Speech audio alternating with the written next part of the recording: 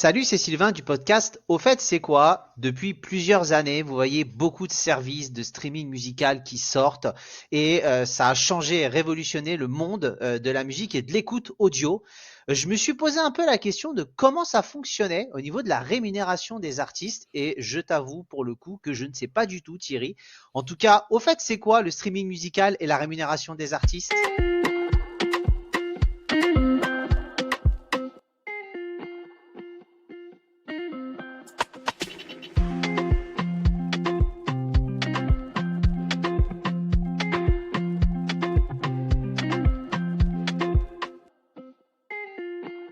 Salut Sylvain, bonjour tout le monde. Alors, on va commencer déjà par un petit peu de définition, un petit peu de contexte. Donc, à savoir déjà, qu'est-ce que c'est le principe du streaming? Parce que Sylvain, si je te demande le streaming, pour toi, en deux mots, ce serait quoi? Quand on dit on stream. Bah, on stream, c'est on diffuse en gros de la donnée multimédia. On diffuse quelque chose. Ça peut être de l'audio, ça peut être de la vidéo et ça nous permet d'écouter directement ou de voir certaines émissions ou chansons sur Ouais, voilà, Internet. et ben exactement. Exactement. Donc déjà, effectivement, c'est lié à Internet exclusivement. Comme tu disais, c'est lié à l'audio, vidéo, éventuellement du texte aussi, parce que si tu penses à de la diffusion de texte, des fois, je pense à des livres audio, des trucs comme ça. Mhm, Et donc, ça permet aux utilisateurs d'accéder à du contenu multimédia en temps réel ou en léger différé, mhm. sans avoir à télécharger le fichier complet sur leur appareil. C'est surtout ça qui est important.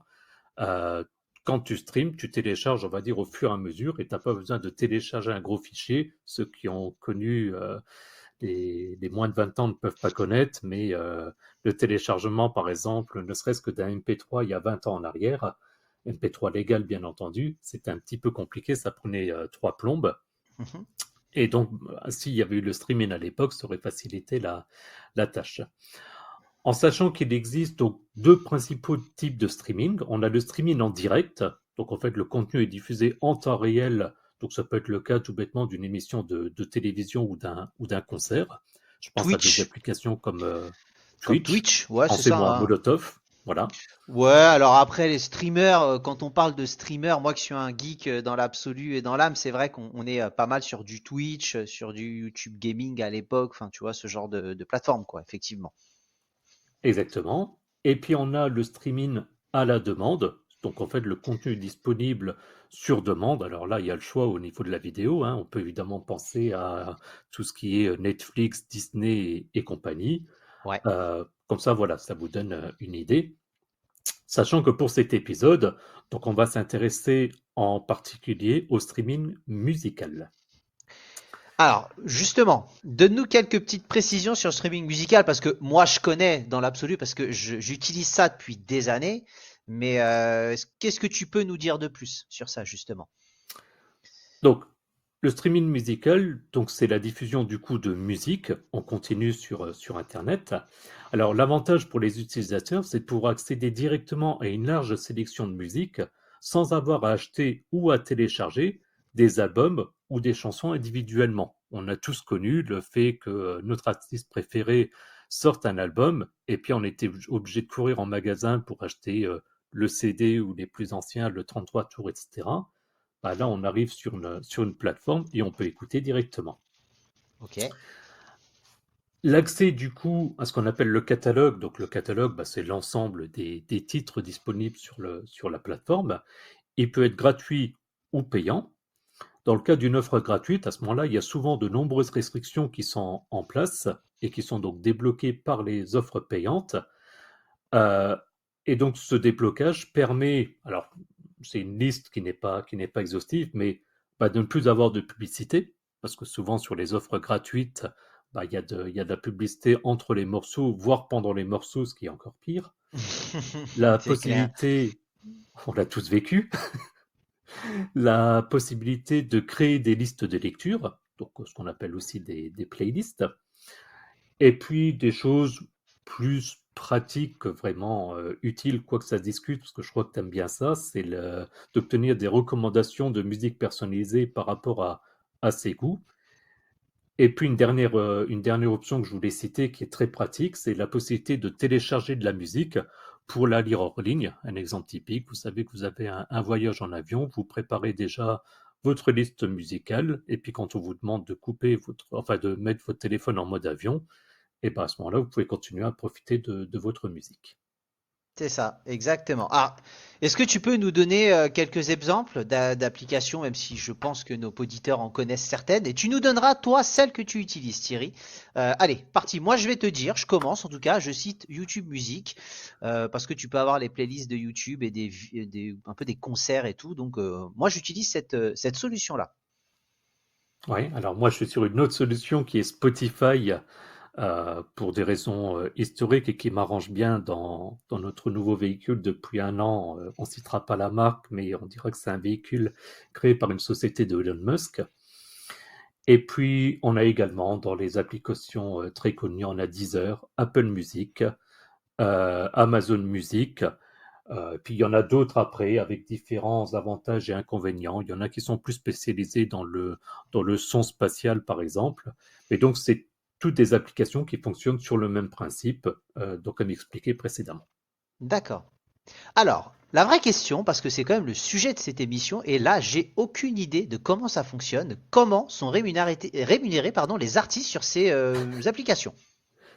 Mais c'est quoi être rémunérisé en fait? Rémunériser, c'est un nouveau mot parce qu'en 2024, j'ai décidé de faire mon propre vocabulaire. Donc, il faut s'adapter. Euh, donc, de manière générale, en fait, les artistes ils sont rémunérés sur base de ce qu'on appelle des royalties. Alors, Ok, dans le cas du streaming musical, les royalties sont calculées en fonction du nombre d'écoutes générées par une chanson ou un album. Euh, Petite précision sur ça, quand on dit le nombre d'écoutes, sans rentrer dans toute la technique, que je maîtrise d'ailleurs pas à 100%, mais c'est aussi une certaine durée d'écoute. C'est-à-dire sur un morceau de 3 minutes, si tu n'écoutes que 2 secondes, ça ne sera pas comptabilisé. Par ok, contre, je ne connais pas les chiffres exactement, mais si tu écoutes à partir de 30 secondes, ok. là, ça va être compté comme une écoute. D'accord. Et donc ensuite, les royalties, bah, on va dire, vont être convertis, si je peux dire, en euros. Et ça varie en fonction du service de streaming musical. Et c'est généralement compris entre 0,003 dollars, donc 3 dixièmes de centimes, si je peux dire, et Ok. 1 centime de dollar par écoute. D'accord. En gros, je sais que tu as calculé les chiffres, on va faire genre que c'est calculé. Si demain sur Ah, Spotify, je sors une chanson et qu'elle est ouais. écoutée 100 000 fois, en gros, combien je peux gagner?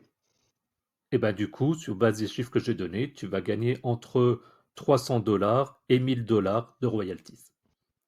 Ok, très bien. Et admettons, il y ait s'il y a des maisons de disques dans tout ça, t'as pas forcément que des artistes indépendants. Comment ça fonctionne? Alors exactement. En fait, en France, et certainement comme dans plein d'autres pays, quand on parle de l'artiste, c'est pas l'interprète en tant que tel, mais la maison de disques.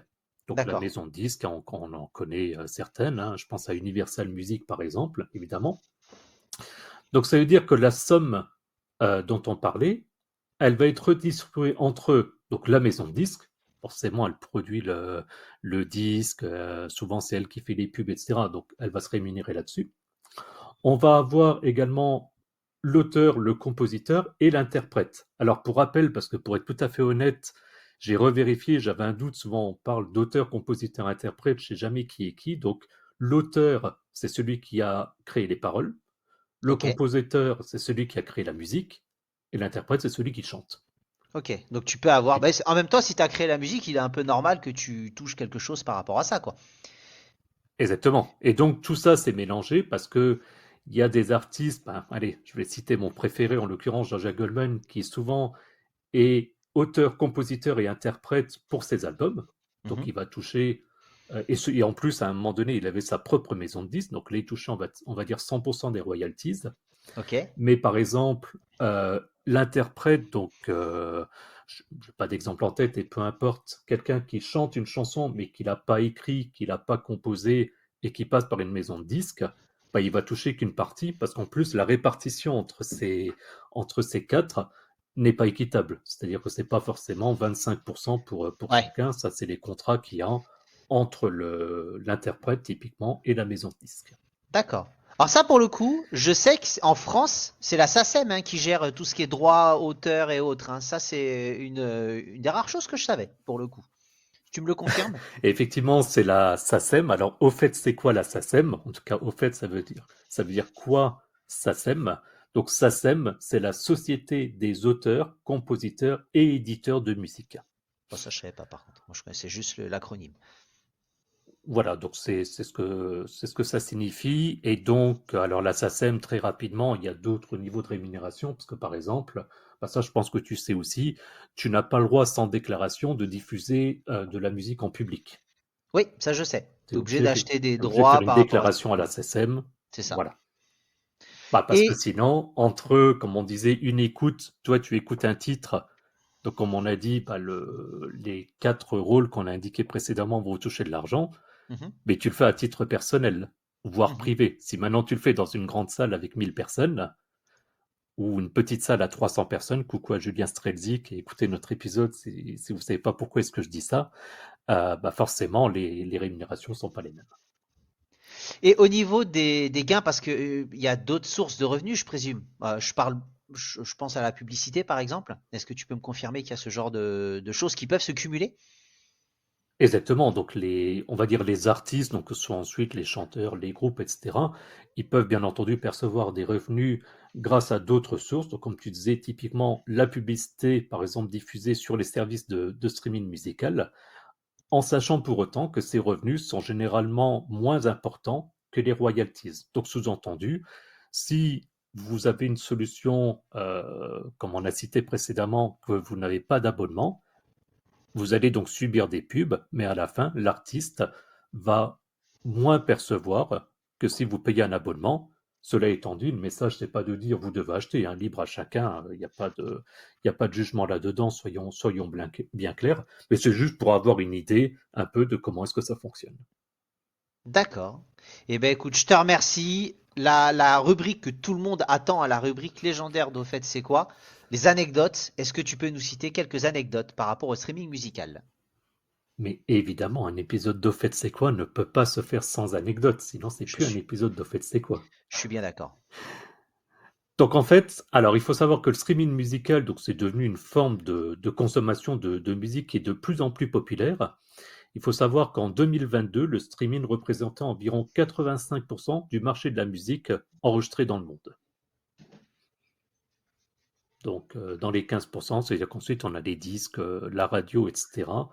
Mais donc 85% via le streaming.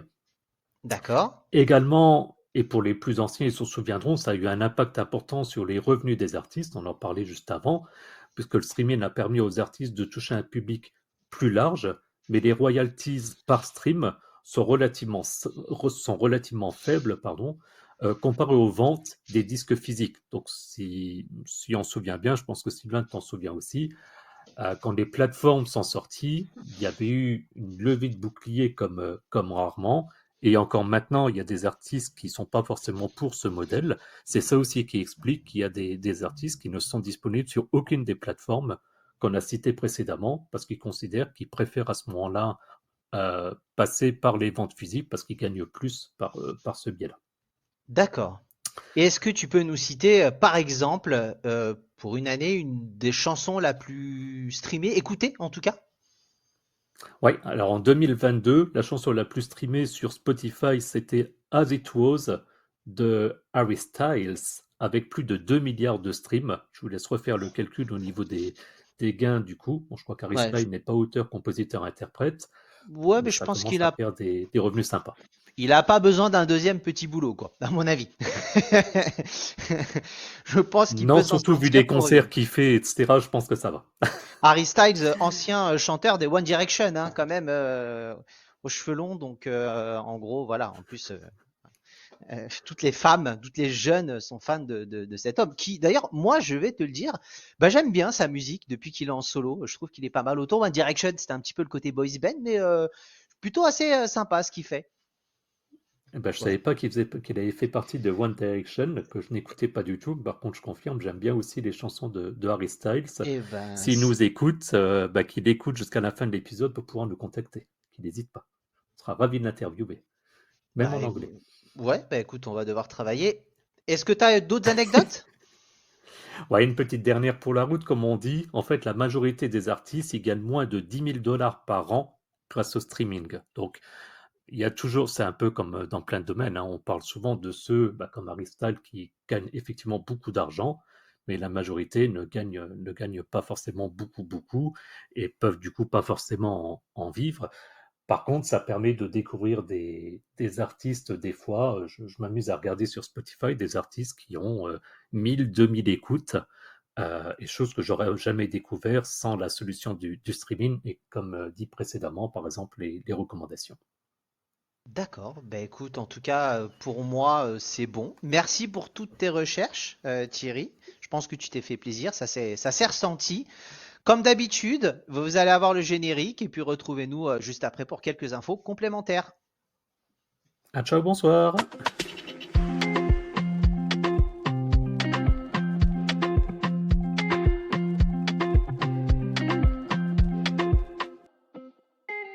Et c'est Sylvain du podcast. Au fait, c'est quoi? Retrouvez-nous sur X, Twitter. En gros, on va pas forcément publier la liste de nos épisodes, mais s'il y a des infos qu'on a envie de partager, si vous voulez nous contacter, n'hésitez pas et nous serons à votre disposition. À toi, Thierry. Et également, n'hésitez pas également, bien entendu, à vous abonner à notre podcast si ce n'est pas déjà fait. Vous avez les liens par rapport aux différentes plateformes qui sont disponibles sur notre site internet www.auffaitc'estquoi.fr. Pensez également à liker et à partager nos épisodes ainsi qu'à nous laisser des commentaires sur les différentes applications, sur les différentes plateformes. Et si vous le souhaitez, vous pouvez également nous soutenir financièrement via notre page Patreon. Le lien est dans les notes de l'épisode. Et puis enfin, et peut-être le plus important parce que ça permet des interactions, c'est sympa, vous pouvez discuter entre vous et avec nous sur notre serveur Discord. Le lien est également dans les notes de l'épisode. À bientôt! À plus dans le bus.